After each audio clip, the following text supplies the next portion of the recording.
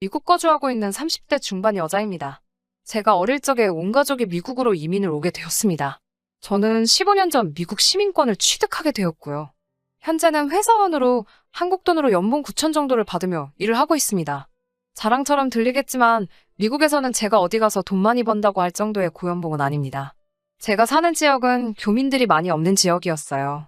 아버지는 늘 제가 한국 사람하고 결혼하기를 원하셨습니다. 제가 학교에서 미국인들과 친하게 지내고 있으면 그걸 가지고 그렇게 잔소리를 하셨어요. 연애까지는 눈 감아줄 수 있지만 결혼만큼은 꼭 한국 사람하고 해야 한다고 늘 말씀하셨죠. 처음에는 그게 무슨 말도 안 되는 소리냐며 반항을 하고는 했어요. 하지만 제가 아무리 어릴 적부터 미국에서 자라왔다고 해도 미국인들의 다른 가치관을 이해하기 힘든 부분이 있었습니다. 어느 날 아버지가 말씀하신 결혼은 한국 사람과 해야 한다는 말이 무슨 뜻이었는지 이해가 가기도 했어요. 하지만 말씀드린 대로 제가 사는 지역은 교민들이 많이 사는 동네가 아니었기 때문에 그 안에서 제게 맞는 신랑감을 찾는 일은 정말 힘든 일이었습니다. 저는 연애 결혼을 하고 싶었지만 이 지역에서 신랑감을 찾으려면 저 멀리 교민들이 많은 교회까지 가서 아는 사람을 통해 소개를 받아야 했어요. 사업을 하시는 아버지 주변 사람들의 소개로 여러 사람들을 만나봤지만 제 마음에 드는 사람이 없던 게 문제였습니다. 다들 홍기가 차 있었기 때문에 서로를 조금씩 알아가는 시간을 생략하고 무작정 결혼부터 하고 싶어 했고 저는 그렇게 결혼을 하게 된다는 게 마음에 들지 않았습니다. 현재의 남편은 미국이 아닌 유럽에서 만나게 되었습니다. 휴가철을 맞아서 유럽으로 여행을 다녀왔는데 거기서 묵게 된 한국인이 운영하는 민박집에서 남편을 만나게 되었습니다. 일정이 비슷해 여행을 같이 다니면서 순식간에 친해지게 되었고 여행이 끝나면서 서로의 연락처를 교환해서 계속 연락을 주고받고 지내게 되었습니다. 그 후 남편은 제가 보고 싶다고 혼자서 미국으로 오게 되었어요. 체류가 하락되는 3개월 동안 남편과 좋은 시간을 보냈습니다. 제가 출근해 있는 동안은 혼자서 제가 사는 지역을 관광하듯이 다녔지만 워낙 볼 게 없는 동네라서 심심해했어요. 그러다가 출근하는 아버지를 따라 나가 아버지가 하시는 사업을 도와주게 되면서 아버지에게도 좋은 점수를 따게 되었습니다.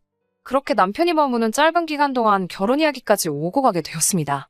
미국과 한국이라는 거리 문제 때문에 시부모님과는 전화로 결혼에 관한 이야기를 할 수밖에 없었지만 시부모님도 저를 굉장히 마음에 들어 하셨어요.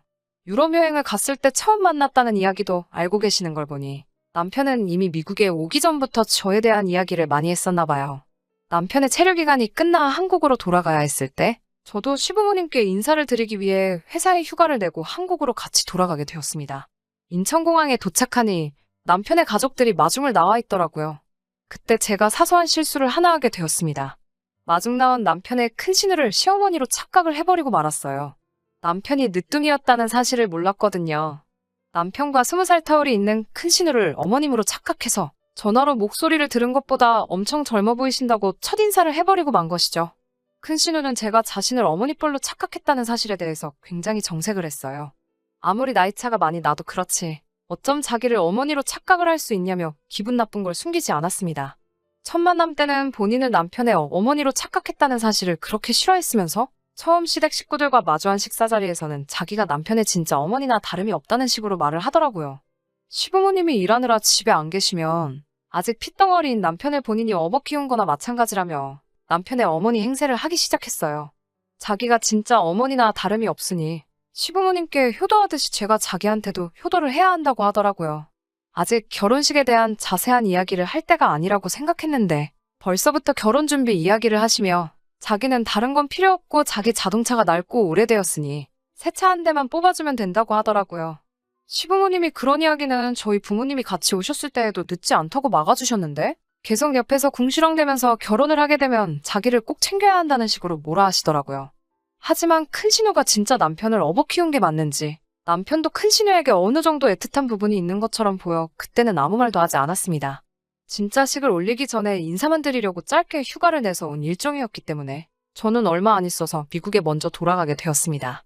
미국에서 하는 교포들의 사업 특성상 보통 한국인이 하는 가게들은 가족 사업으로 하고 있기 때문에 저희 어머니와 아버지 두 분 다 가게에 매달려 계셔야 하는 부분이 있었습니다. 두 분이 동시에 가게를 비워도 되는 날짜가 있어 결혼식은 그때쯤으로 하는 게 좋지 않겠냐는 말씀을 하셨고 시부모님도 흔쾌히 허락을 해주셨어요. 그런데 큰 신우가 자기가 아는 용한 법당에서 좋은 날짜를 받아왔다고 결혼식은 꼭 그 날짜에 올려야 한다고 우기기 시작했어요. 그때는 아버지 사업이 한참 성수기이기 때문에 두 분 다 자리를 비우기엔 어려움이 있었습니다.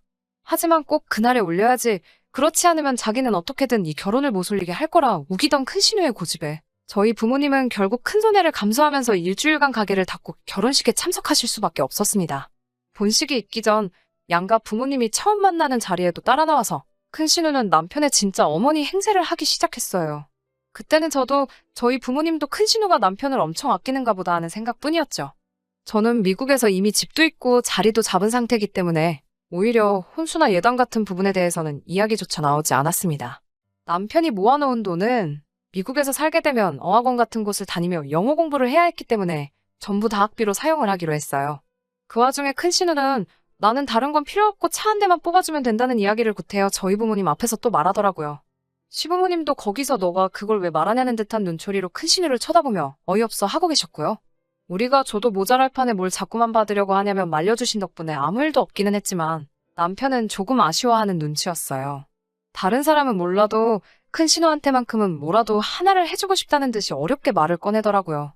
정 키워준 은혜에 보답을 하고 싶다면 미국에 와서 공부를 열심히 하는 만큼 학비를 절약할 수 있으니 모아놓은 돈으로 신우에게 자동차까지는 아니더라도 선물을 하나 해도 된다고 말해줬습니다. 전액은 아니고 일부만 남편이 모아놓은 돈으로 지불을 하고 나머지 할부금을 큰 신우가 갚는 식으로 기어이 자동차를 바꿔주기는 했지만요. 이렇게 끝날 줄 알았던 큰 신우와의 악연은 미국의 신혼살림을 차리고 난 후에도 이어지게 되었습니다. 말씀드린 대로 남편의 영어 실력이 미국에서 취직을 할 정도로 뛰어난 편이 아니었기 때문에 결국 취직은 아버지가 하시는 가게에서 일을 하기로 결정이 되었습니다. 아무리 남편이 아버지를 도와 일을 한다고 하더라도 제가 받는 월급만큼의 돈을 벌 수 있는 형편이 아니었기 때문에 앞으로 우리 사이에 아이가 생기면 남편이 육아를 도맡아서 하기로 결정을 했습니다. 하루는 평소보다 일찍 퇴근을 하고 집에 돌아왔습니다. 남편은 제가 퇴근한 걸 눈치채지 못하고 누군가와 통화를 하는데 열중이더라고요. 엿들을 생각은 없었지만 진지한 이야기를 하고 있는 것 같아 방해하고 싶지 않아서 조용히 방으로 들어갔어요. 옷방에서 옷을 갈아입느라 정확하게 듣지는 못했는데 몇 가지 단어를 들으니 학비, 입양, 뭐 이런 이야기가 들렸어요. 그 당시 저희는 수많은 시도에도 아이가 들어서지 않는 상황이었기 때문에 혹시 남편이 입양까지 생각하고 있는가 하는 생각을 했어요. 그 말에 한동안 심란한 상황이었지만 최대한 티를 내지 않고 평소처럼 행동하려 노력했습니다. 그러던 어느 날 남편이 심각한 얼굴로 할 이야기가 있다며 저를 부르더라고요. 저는 제가 들은 대로 그것에 관련된 이야기를 하려는가 싶었어요. 예상되는 바가 있어 잔뜩 긴장을 하고 있는데 남편의 입에서 나온 제안에 저는 할 말을 잃고 말았습니다. 큰 신우네 아이들이 이제 중학생이 되었는데 이참에 미국에 오라고 해서 저희들이 신우의 아이들을 대학까지 공부를 시키면 어떻겠냐고 물어왔어요. 나이도 있어 제앞가림도 다 할 수 있고 다 컸으니 집에 혼자 두어도 문제가 되지 않는 데다가 어차피 우리 사이에 아이가 태어나면 자기가 전업을 하기로 했으니 제가 스트레스 받을 일 없게 자기가 알아서 잘 하겠다고 하더군요. 아무리 미국 학교가 고등학교까지는 의무교육을 해준다지만 대학교까지는 현실적으로 무리였습니다. 학비가 정말 어마어마하거든요. 거기에 유학생 신분으로 오면 학비 절감도 할 수 없고 일부 학교는 장학금을 받을 기회조차 없는데 시댁의 경제 상황만 봤을 때도 두 아이를 동시에 대학 공부까지 시키는 건 절대로 불가능하지 않겠냐고 말을 했어요. 그 부분에 대해서는 자기가 이미 생각해둔 게 있다며 더 늦기 전에 우리가 큰 신우의 두 아이를 입양을 하는 게 좋겠다고 하더군요. 입양을 해서 신우의 아이들이 시민권자가 되면 대학을 들어갈 때쯤에는 학비 지원이 있을 테니 많이 절감할 수 있지 않겠느냐면서요. 저는 물리적으로 불가능한 상황이라고 이야기를 하고 있는 게 아니라 신우의 아이들을 우리가 왜 대학교까지 보내야 하는 이야기를 하고 있는데 남편은 자꾸 제가 신우의 아이들을 허락하겠다는 전제를 깔고 앞으로 돈을 아낄 방법을 이야기하고 있는 게 어이가 없었습니다. 저는 단호하게 신우의 아이를 우리가 공부시켜야 할 이유도 모르겠고 그렇게 하고 싶지도 않다는 말을 했습니다. 남편이 저를 설득한다고 꺼낸 말을 들으니 더 상대하고 싶지도 않았고요. 우리 누나, 나 키운다고 결혼도 늦게 했고 나 때문에 포기한 게 많아. 누나가 여태껏 날 위해 희생한 만큼 이제는 내가 누나한테 희생하고 싶어. 어이가 없었습니다. 큰 신우가 자기가 진짜 엄마나 다름없다는 말을 했을 때도 신우가 기선제압을 하기 위해 꺼낸 헛소리라고만 생각했지. 내 남편까지 그렇게 생각하고 있을 줄은 상상도 하지 못했거든요. 남편의 은혜 갚기에 저까지 포함되고 싶지 않았습니다. 남편의 계속되는 설득에도 저는 제 생각을 굽히지 않았습니다. 끝내 남편은 저를 원망하기 시작하더군요. 연애할 때나 결혼 준비를 할 때 결혼 후에도 단 한 번의 의견 다툼 없이 싸우지 않고 지내왔는데 처음으로 의견 다툼을 갖게 되는 게 이런 일이라는 게 믿기지가 않았습니다. 자잘한 사건들로 자주 싸우는 게 차라리 더 나았겠다는 생각이 들 정도였어요. 끝까지 신우의 아이들을 입양하자는 의견을 굽히지 않아서 그렇게 신우 아이들을 너가 키워야겠다면 너 혼자 키우라고 소리를 지르고 방으로 들어갔습니다. 혼자서 마음을 추스르고 있다가 처음인 부부싸움에 이혼 이야기를 꺼낸 게 아차 싶었습니다. 남편에게 말이 심했다고 사과하고 다른 좋은 방법을 모색해보자고 말해볼 요량으로 다시 남편에게 돌아갔는데 제가 사과의 말을 꺼내기도 전에 남편이 먼저 알겠다고 그러면 이제 우리는 이혼밖에 답이 없는 거네? 라고 말을 해왔습니다. 그렇게 말도 안 되는 이유로 이혼을 하게 되었습니다. 신우아이를 공부시키기 위해서라면 남편은 이혼까지도 감수하겠다는 입장이었으니까요. 저희 부모님도 남편에게 큰 실망을 하게 되었고 아버지는 자신이 저에게 한국 사람하고 결혼을 해야 한다고 강요한 게 가장 큰 잘못이라며 저에게 사과를 하셨습니다. 아버지가 잘못한 것도 없는데 제게 사과를 하시는 모습이 마음이 참 아팠습니다. 남편은 저와 결혼을 하면서 시민권을 자동으로 취득했기 때문에 혼자서 미국에 머무는 데는 아무 문제가 없었습니다. 근처에 월세방을 구해 들어가게 되었고 이혼 소송을 하면서 법원은 저의 편을 들어주게 되면서 단 한 푼의 위자료도 지급하지 않게 되었습니다. 아무리 그렇게 헤어졌다고 한들 남편의 돈줄까지 끊을 수 없으니 인도적으로 저희 아버지의 가게에서는 계속 일을 할 수 있게 해줬습니다. 그래서 원하지 않아도 남편의 소식을 들을 수밖에 없었어요. 남편은 얼마 전에 한국으로 돌아갔습니다. 이민국에서 신우의 아이들을 입양하는 과정에서 재정 능력이 하나도 없는 거나 마찬가지인 남편에게 입양을 불허한다는 판결이 나왔다고 하네요. 남편의 원대한 계획이었던 신우의 아이들을 공부시키기는커녕 이도저도 아닌 상황이 되어버린 거예요. 입양 신청을 했던 기록 때문에 신우의 아이들이 유학비자를 발급받아 미국에 들어오는 것 또한 거절이 되었다고 합니다. 차선으로 유학비자를 받아 유학을 오는 식으로 만들어 그 상황에서도 끝까지 신우의 아이들을 공부시키려던 걸 포기하지 않던 의지 하나만큼은 칭찬해주고 싶네요.